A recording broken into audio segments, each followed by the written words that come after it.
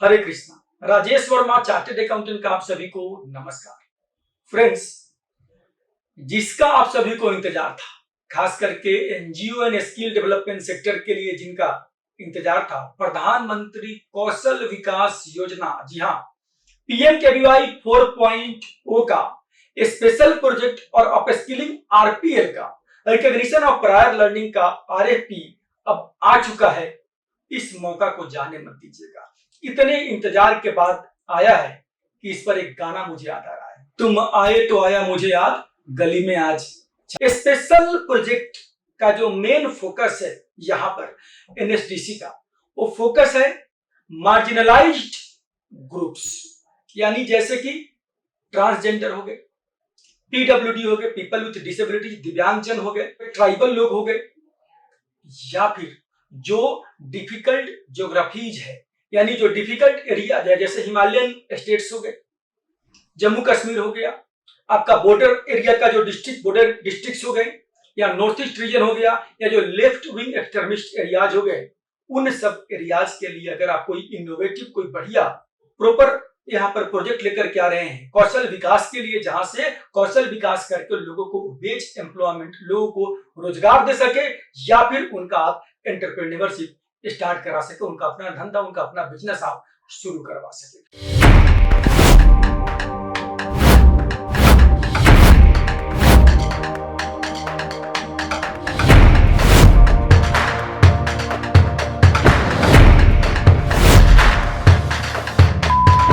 Friends, आप सभी के लिए एक स्पेशल गिव अवे, एक स्पेशल ऑफर है मेरे पास आज, तो वीडियो को जरूर देखिएगा अंत तक। लास्ट में एक स्पेशल ऑफर देने वाला हूं मैं आप सभी को। फ्रेंड्स, यहां पर जो एप्लीकेंट ऑर्गेनाइजेशन है उनको 3 पार्ट्स में बांटा गया है। 3 टाइप्स के ऑर्गेनाइजेशंस की बात यहां पर हो रही है। फर्स्ट टाइप में है आपका इंडस्ट्री ऑर्गेनाइजेशंस, यानी जो उद्योग जगत के ऑर्गेनाइजेशंस है, कंपनीज है, बिजनेस हाउसेज है, उनकी बात हो रही है। या तो इंडस्ट्री हो, या फिर इंडस्ट्री ऑर्गेनाइजेशंस हो सकती है, एसोसिएशंस हो सकती है, लाइक चैम्बर ऑफ कॉमर्स कोई हो गया, कोई ग्रुप्स हो गया इंडस्ट्री का, उनके बारे में बात कर रहे हैं, या फिर एमएसएमई या स्टार्टअप सेक्टर को भी यहां पर जोड़ा है उन्होंने इंडस्ट्री ऑर्गेनाइजेशंस में। सेकेंड कैटेगरी है community based organisation, CBO. Community based organisations का मतलब यहां पर आपसे है।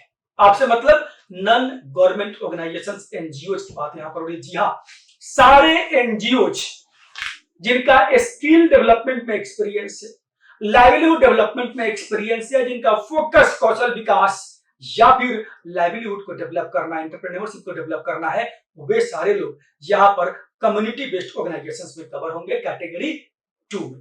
फ्रेंड्स, कैटेगरी 3 है स्टार्टअप्स, यानी जिनका डीपीआईआईटी का रिकॉग्निशन है स्टार्टअप का, जिनके पास स्टार्टअप का लाइसेंस है, रजिस्ट्रेशन है, वे सारे ऑर्गेनाइजेशंस यहां पर कवर होंगे स्टार्टअप के 3rd कैटेगरी में, और बड़े सारे एग्जाम्पशंस भी दिए गए हैं।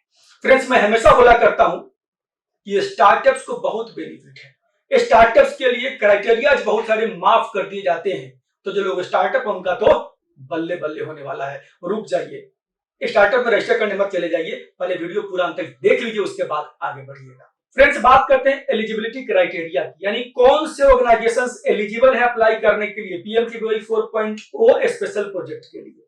फ्रेंड्स, सबसे पहला फर्स्ट रिक्वायरमेंट है आपका कि जो आपका ऑर्गेनाइजेशन है that must be at least 3 years old on the date of application, यानी जिस दिन आप एप्लीकेशन फाइल करेंगे, प्रपोजल सबमिट करेंगे, उस दिन आपकी उम्र, आपके संस्था की उम्र, आपकी नहीं, आपके संस्था की उम्र कम से कम 3 साल पुरानी होनी चाहिए। सेकेंड रिक्वायरमेंट है कि आपके संस्था का कौशल विकास के क्षेत्र में, स्किल डेवलपमेंट के क्षेत्र में एटलीस्ट 1 year का, 1 साल का एक्सपीरियंस, अनुभव आपको होना चाहिए।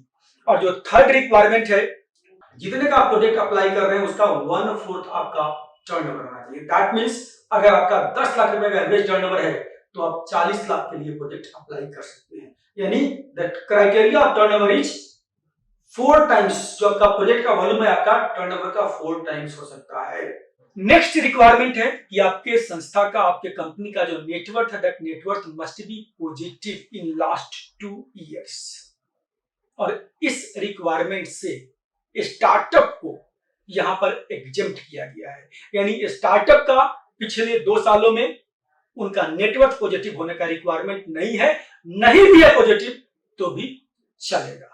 जो एम्प्लॉयमेंट आप प्रोवाइड करने वाले हैं वो यहाँ पर 70% एम्प्लॉयमेंट की रिक्वायरमेंट है, यानी आपको 7% कैंडिडेट्स को एम्प्लॉयमेंट प्रोवाइड करना है। तो उसके लिए आपके पास प्लेसमेंट टाइप्स होने चाहिए, और ऐसा नहीं कि आप अपने एम्प्लॉय का ही नाम डाल करके ट्रेनिंग करा दिया और उसको प्लेस दिखा दिया, ऐसा बिल्कुल नहीं चलने वाला है। नेक्स्ट रिक्वायरमेंट आपका है, ट्रेनिंग सेंटर्स की पहले बड़ी रिक्वायरमेंट होती थी और पीएमकेवीवाई का बड़ा डिमेरिट था। जो पीएमकेवीवाई का इतना बुरा बैड नेम मिला, वो क्यों मिला? क्योंकि पहले था कि पहले ट्रेनिंग सेंटर है आपके पास, एग्जिस्टिंग ट्रेनिंग सेंटर दिखाना है, उसके अकॉर्डिंग आपको टारगेट मिलेगा। उसमें क्या हुआ, लोगों ने ट्रेनिंग सेंटर्स बना लिए हर जगह, टारगेट मिला नहीं, लोगों को परेशानी होनी शुरू हो गई और बहुत सारे लोग आत्महत्या करने के नौबत तक पहुंच गए। खास करके वैसे लोग, वैसे महिलाएं जो अपना गहना बेच करके ट्रेनिंग सेंटर बना करके कुछ काम मिलेगा, पैसे कमा लूंगा, उस उद्देश्य से यहाँ पर जुड़े हुए थे। फ्रेंड्स, यहाँ पर एनएचडीसी ने पहले ही क्लियर कर दिया है कि आपको टारगेट मिलने से पहले, आपको ट्रेनिंग शुरू करने से पहले आपका यहाँ पर ट्रेनिंग सेंटर का कोई रिक्वायरमेंट नहीं है। इवन बिना किसी ट्रेनिंग सेंटर के यहाँ पर आप प्रपोजल सबमिट कर सकते हैं, अप्लाई कर सकते हैं। टारगेट मिल जाएगा, जब काम मिल जाएगा तब बनाया ट्रेनिंग सेंटर, अब तब वहां से आगे बढ़ेगा। फ्रेंड्स, सीबीओ के लिए, कम्युनिटी बेस्ड ऑर्गेनाइजेशंस, एनजीओज के लिए एडिशनल एक रिक्वायरमेंट दिया गया है कि आपका नीति आयोग में रजिस्टर्ड होना आवश्यक है। आपके संस्था के पास दर्पण पोर्टल पे नीति आयोग का यूनिक आईडी होना मस्ट है। फ्रेंड्स, अब बात करते हैं सबमिशन ऑफ प्रपोजल्स के लिए टाइमलाइन का। जो इसका नोटिफिकेशन आया था कि आरएफपी आने वाला है, that came on 12 of November 2023, यानी 12 नवंबर 2023 को इसका इंटीमेशन आया था कि आरएफपी आने वाला है। 14 नवंबर को आरएफपी पब्लिश हुआ और उसमें दिया हुआ है कि जो इसका प्रपोजल मैनेजमेंट सिस्टम, जहां से प्रपोजल सबमिट करना है, वो लाइव होगा 18 नवंबर 23 को, यानी आज के तारीख में लाइव हो जाएगा। अगर आज लाइव नहीं होता है तो जब भी लाइव होगा, 2 दिन 3 दिन के बाद जब भी लाइव होता है, वहां से, यानी जिस डे लाइव होगा वहां से 10 डेज का टाइम मिलेगा आपको इस एप्लीकेशन को सबमिट करने के लिए, यानी 10 days from the date of opening of proposal management system. जी हाँ, अब हम बात करते हैं प्रपोजल प्रोसेसिंग फीस का। यहाँ जो प्रपोजल आप सबमिट करेंगे उसके लिए एनएचडीसी ने कुछ फीस भी रखा है। दैट फीस इज पर ट्रेनिंग पार्टनर पर टीपी इट इज 10,000 रुपीज, जो कि फिक्स्ड है, वन टाइम है। इसके अलावा जितना प्रपोजल आप सबमिट करेंगे, मतलब जितना सेंटर आपका होगा, पर सेंटर आपको 2,500 रुपीज आपको पे करना है। सपोज एक टीपी अगर 4 प्रपोजल सबमिट करती है, 4 ट्रेनिंग सेंटर्स की बात करती है, तो 4 इंटू 2500 कितना हो गया, 10,000 प्लस 10,000, यानी 20,000 रुपये पे करना पड़ेगा। आइए फ्रेंड्स, बात करते हैं कि जब प्रपोजल आप सबमिट कर देंगे उसके बाद में इवैल्यूएशन प्रोसेस क्या है। जो इवैल्यूएशन का प्रोसेस है, 2 स्टेप प्रोसेस है। First step is test of responsiveness, TOR। Test of responsiveness NHDC का अपना टर्म है, जहां पर वो लोग चेक करते हैं कि आपकी जो संस्था है, आपकी जो ऑर्गेनाइजेशन है, जो एप्लीकेंट ऑर्गेनाइजेशन है, whether that organization is eligible or not in terms of the requirement you are complying with or not, in terms of जो डॉक्यूमेंट आपने सबमिट किया, और डॉक्यूमेंट्स प्रॉपर और सारे डॉक्यूमेंट सबमिट किया हुआ है या नहीं सबमिट किया हुआ है। अगर आपने सारे डॉक्यूमेंट सबमिट किया हुआ है, करेक्टली सब कुछ फिलअप किया हुआ है, तो इस स्टेप को पास करके आप पहुंचते हैं सेकेंड स्टेज में, and that is called proposal evaluation. यहां से आपका स्टार्ट होता है प्रपोजल का इवैल्यूएशन होना। बेस्ड अपन इवैल्यूएशन क्राइटेरिया, एक मार्किंग सिस्टम है, उस मार्किंग सिस्टम के अकॉर्डिंग आपके प्रपोजल का एक इवैल्यूएशन होगा। अगर आप प्रॉपर मार्क्स आपको आता है, आप पास होते हैं, तो फर्दर फिर आप आगे बढ़ते हैं एम्पैनलमेंट के लिए, फर्दर आप आगे बढ़ते हैं टारगेट एलोकेशन के लिए, यानी आप इस प्रोग्राम के लिए PMKVY 4.0 स्पेशल प्रोजेक्ट में as a training partner registered हो जाएंगे, और आपको वहां से टारगेट एलोकेशन का प्रोसेस अगर एनएचडीसी कंसीडर करती है तो टारगेट एलोकेशन आपको कर देगी। टारगेट मिलने के बाद में आपको ट्रेनिंग सेंटर सेटअप करना है, उसका अफिलिएशन कराना है। अफिलिएशन आपका हो जाएगा तब जाकर के आप ट्रेनिंग कमेंस कर सकते हैं। फ्रेंड्स, जो इवैल्यूएशन मैट्रिक्स है वो इंडस्ट्रीज के लिए, सीबीओ के लिए और स्टार्टअप के लिए, तीनों के लिए थोड़ा बहुत डिफरेंट है। लेकिन जो बेसिक रिक्वायरमेंट है, जो मैंने बताया आपको कि जो भी आपका ऑर्गेनाइजेशन है, that must be 3 years old. The organisation का जो टर्नओवर है, आपका जितना भी टर्नओवर है उसका 4 times आपको प्रोजेक्ट मिलेगा, ये आपको देखना है। इसके बाद में जो रिक्वायरमेंट है, जैसे पॉजिटिव नेटवर्क का है, that is for industry and NGO. Startup के लिए ये वाला पॉइंट एग्जेम्प्ट किया हुआ है। इसके बाद बेस्ड अपन आपका टर्नओवर, बेस्ड अपन आपका ट्रेनिंग का एक्सपीरियंस, जो आपका जो जॉब रोल्स है वो फ्यूचर स्किल्स है नहीं है, ओडीओपी वाला है नहीं है, या फिर आपका पेमेंट शेयरिंग बेसिस पर कुछ आप कंट्रीब्यूट कर रहे हैं नहीं कर रहे हैं, उसके अकॉर्डिंग आपको यहाँ पर मार्किंग मिलेंगे। और बेस्ड अपन मार्क्स अचीव्ड आप इस एग्जाम में पास होंगे या फेल होंगे। यहाँ पर बिल्कुल फेयर एंड ऑनलाइन कंप्यूटराइज्ड प्रक्रिया है। Based upon your documents, based upon your performance past, आपका यहाँ पर इवेल्युएशन होना है, आपका यहाँ पर सिलेक्शन होना है। तो भाई लोग, आ गया है मौका, अप्लाई कर लीजिए। और इस मौका के साथ साथ एक और मौका आप लोगों के लिए, बहुत ही बेहतरीन मौका आप सभी के लिए है।